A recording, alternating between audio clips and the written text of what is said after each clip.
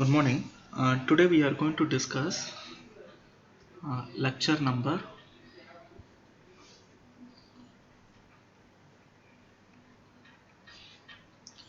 47,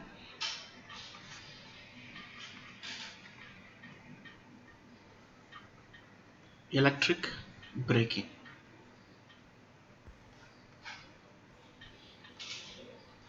Electric braking. So, can anyone tell me what is the purpose of brake? Brake. The purpose of brake. Anyone?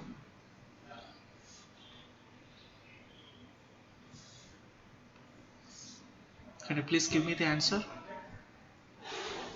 Sartak Das. Sartak. The purpose of brake. Sir, for slowing down or when we are converting from motor to generator. Yeah. Good. Okay. When you are slowing down the speed of the machine, or in terms we can say to control the speed of the machine, as well as during some abnormal conditions you want to stop the machine. Okay, some disturbances will be happen when the motor is running. Okay, due to some technical faults will be present, you have to stop the motor.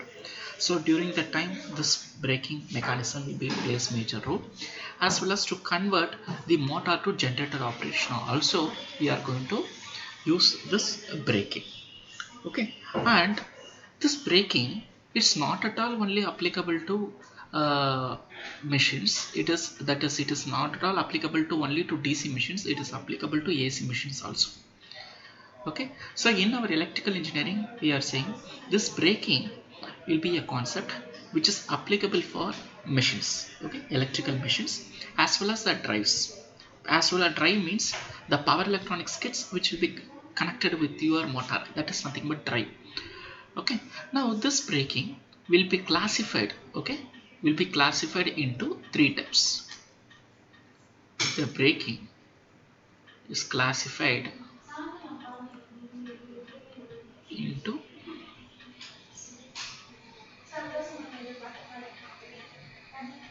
three types. The first one will be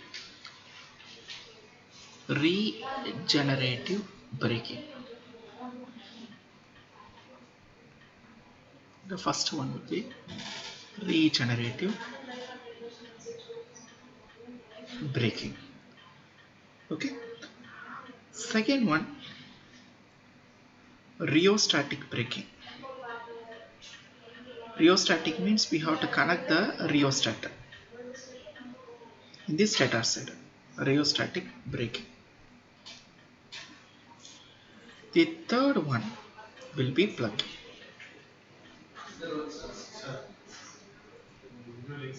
Okay. The other name of rheostatic braking is dynamic braking.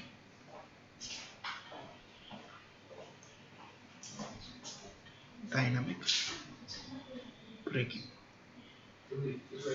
Okay, now I'm going to explain what is the purpose of this rheostat, regenerative braking and plugging in our synchronous motor. Okay, in our synchronous motor. Now, if okay, the first one, if the direction, if the direction of DC excitation, DC excitation is reversed. Okay, DC excitation means you are giving DC excitation in field winding of the rotor. Okay, in synchronous motor is reversed, then the DC and AC magnetic fields will rotate. AC magnetic field which will be available in stator, DC magnetic field is available in the rotor. Okay, so will rotate in opposite direction. opposite direction.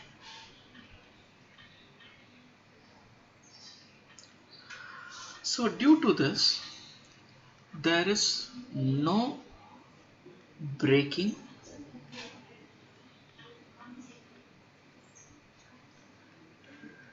torque developed in synchronous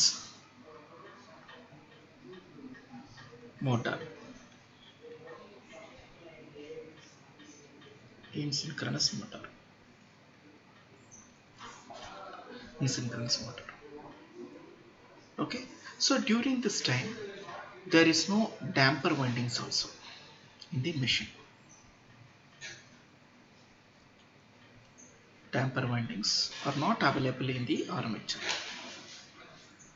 No damper windings. Okay. Now we are going to apply the braking effect. Okay. So because of this braking effect, the braking effect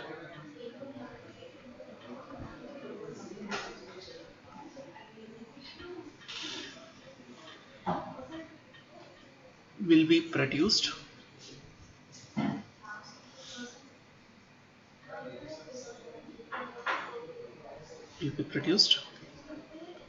due to eddy currents induced in the damper winding.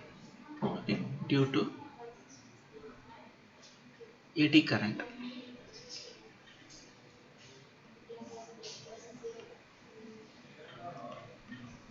induced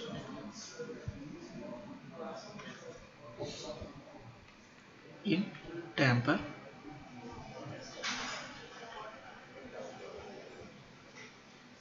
winding. Okay, so this is only for due to starting purposes only. Starting purposes.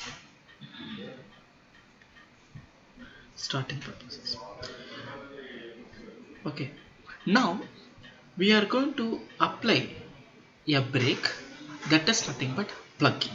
Okay, the plugging as applied to the synchronous motor provided with damper winding, but it will not create more effect to stop the machine. Okay, so due to this plugging, what happened? The plugging torque arises from the damper winding arrangement. So therefore, we are going for this rheostatic braking. So normally in synchronous motor, if you apply the plugging concept, which will not create more effect, okay, more effective taken place in the torque arrangement. So this plugging will be a failure mechanism in the synchronous motor. So to avoid this plugging, we are going for this damper winding, dynamic braking or rheostatic braking arrangement. So what is meant by a rheostatic or dynamic braking? Now what we are going to do, second point, in synchronous motor,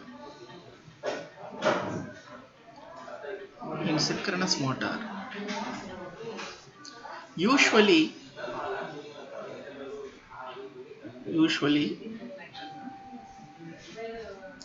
synchronous motor are usually braked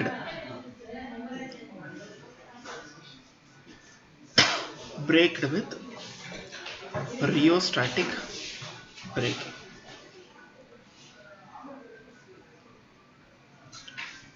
Rheostatic braking.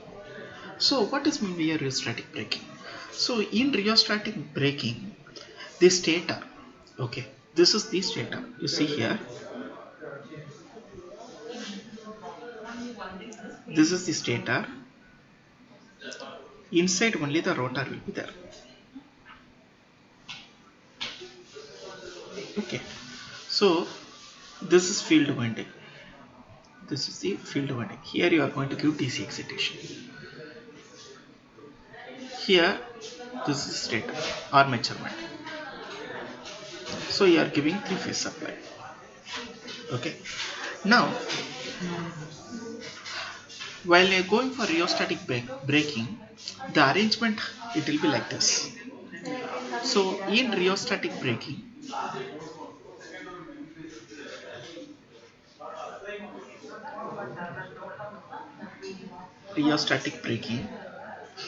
the stator of synchronous motor, okay, the stator of synchronous motor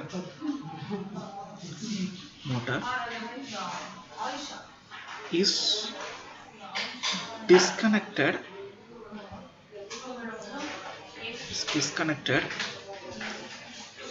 from it will be disconnected, okay, from AC supply, okay, AC supply, and is short circuited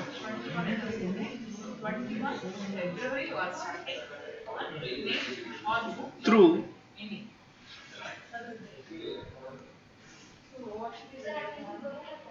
a set of balanced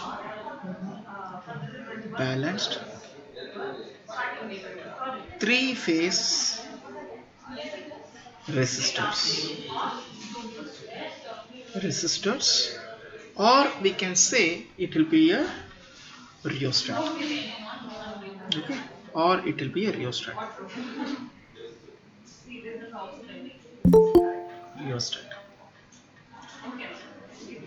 okay. Now in this arrangement we have to keep the field excitation means DC, okay, field excitation, that is nothing but a DC line. DC is unchanged,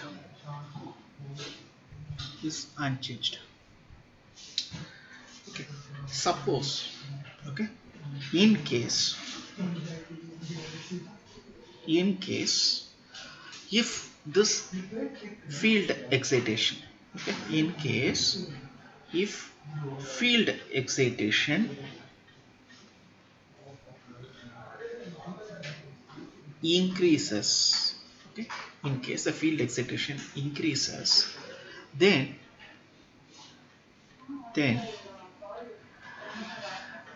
there will be increasing in braking torque, okay, there will be increasing in braking torque, okay. So during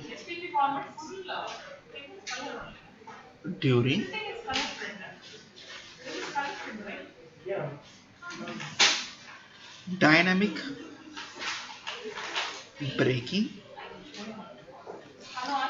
the machine, that is your motor, okay, the synchronous motor,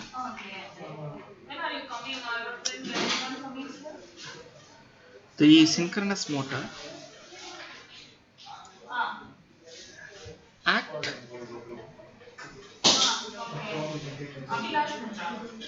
as a generator, and dissipates stored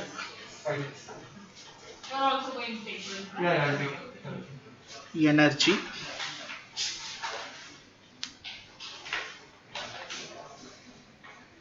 in the resistor, therefore the terminal voltage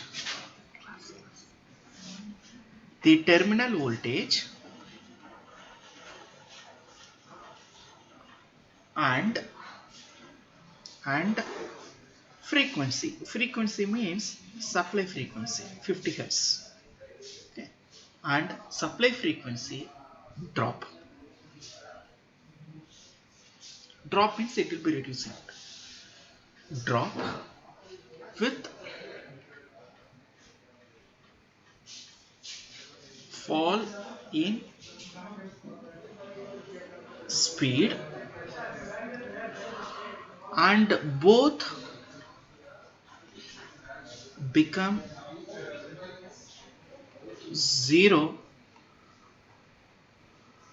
0 at standstill.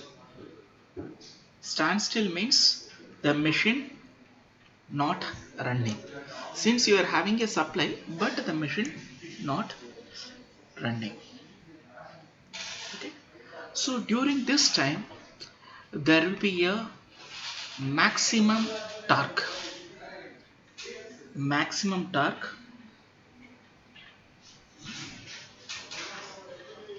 occurs approximately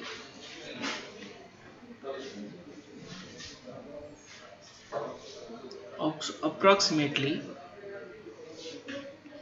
that the speed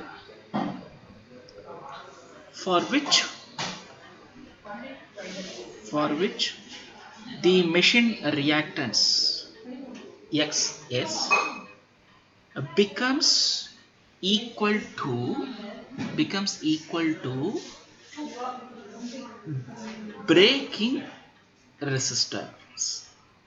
Braking resistance. Okay, becomes equal to braking resistance. Okay, therefore the appearance of the high torque immediately to stop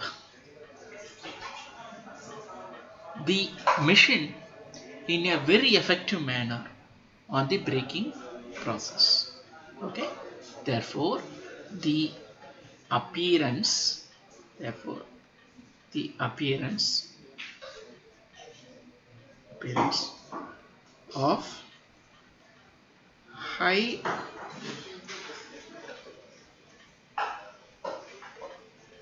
torque will has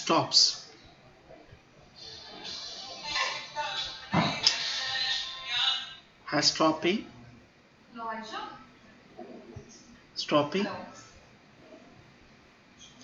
on a positive manner. Positive manner means it will be smooth.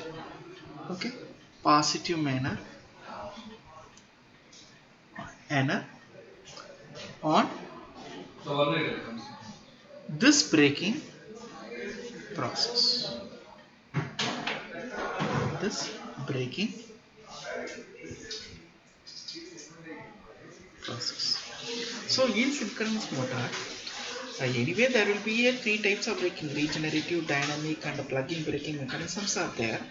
But this dynamic braking or dynamic braking which plays a major role, that is dynamic is nothing but rheostatic braking, which plays a major role to stop your synchronous motor in a very effective, as well as we can convert that machine into a generator operations also. Okay, generator operation also.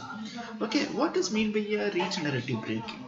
Regenerative braking means when the motor operate as a variable speed drive using the variable frequency. Variable frequency means instead of giving 50 hertz, if you want to change, okay, if your supply frequency will be 60 hertz, that is nothing but variable frequency supply.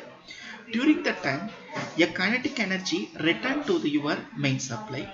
So therefore, the synchronous machine, that is synchronous speed, will be less than your rotor speed. Generally, the synchronous speed should be higher than rotor speed, but in regenerative braking operation, your synchronous speed ns value, it is very much lesser than your rotor speed. So because of this, our input frequency, that is nothing but supply frequency, will gradually decrease to achieve at every instant.